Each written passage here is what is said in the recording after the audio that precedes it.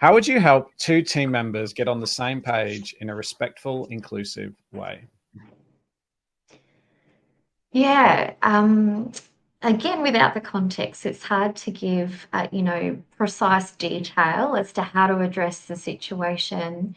But some ideas that come to mind is um, it can be helpful to determine, what the shared goal or objective is between these two people. And even if this shared goal is an overarching organizational one, if that's the thing that gets them together, at least it's a talking point. Um, Also, but some other thoughts involve, understanding how each of their point of views relate to this shared outcome, and validating each person and acknowledging their point of view and how it relates to this. Um, Other steps that can be helpful in getting people on the same page is, determining what it is about the situation that makes it most difficult for them to accept the other person's point of view or approach, because this can really help to identify, the barriers to them feeling that they can't move forward. So if we can understand what the barriers are, it gives us a better sense of, okay, what might need to be addressed. And one of the, I guess, important things when we're thinking about dynamics in teams is that, during times of conflict or disagreement with how people see things, people can often have different work styles and approaches. So it's not necessarily about a personality clash.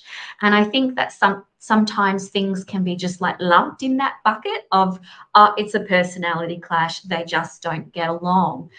But more often than not, when there is sort of like a misalignment, within a team, is that it's because of these different work styles. So, for example, someone could be particularly outcome or goal focused and therefore not necessarily that interested in the finer details. And that's just how they operate and how they process information. On the other hand, there could be someone who's very detail and process oriented. And so therefore they like to take the time to think things through and might feel a little bit more pressured with tight timeframes when something needs to be produced quickly. So when we understand people's work styles and we appeal to this helps to really like speak their language, speak their lingo, before they can consider another approach. So validating what we know about them is almost like a door inwards for us to sort of go, okay, well, we ask them both, what would they feel would be a helpful way forward? And how can their ideas be met in the middle?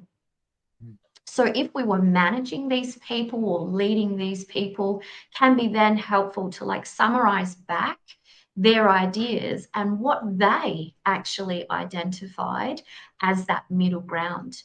And to ask them specifically, are they happy with this middle ground as a starting point? And then offer to meet with them to sort of review progress on that.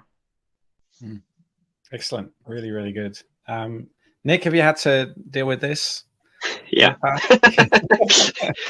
Yeah. I mean, yeah, every time. No, fortunately not too often actually, but I 100% agree with Khristin. Sometimes it is just different ways of working, and the way they both have the exact same goal and they want to achieve the same thing. And I guess it's about reminding them that they are on the same team and that they're trying to achieve this ultimate goal. But I guess, yeah, trying to create that sense of empathy from both of their points of view, so they understand where each of them is coming from.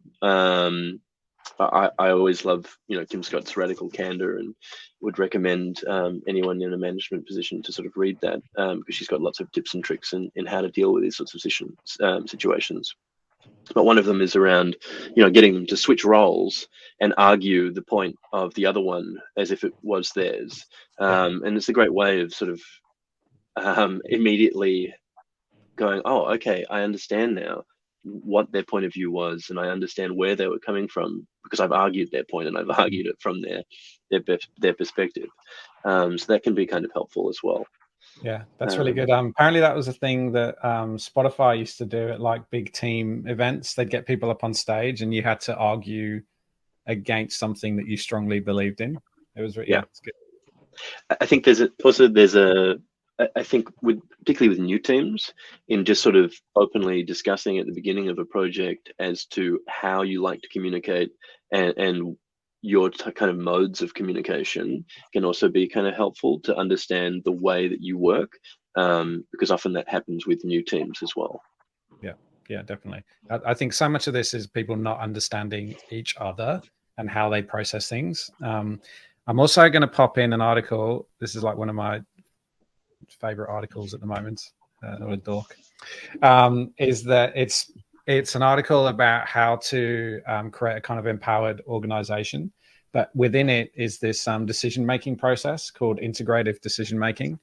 And it means it's a way of kind of making decisions or kind of following a direction that is empowering and participatory, but is focused on trying to get to a solution rather than trying to get in the way of a solution. And it's actually really good.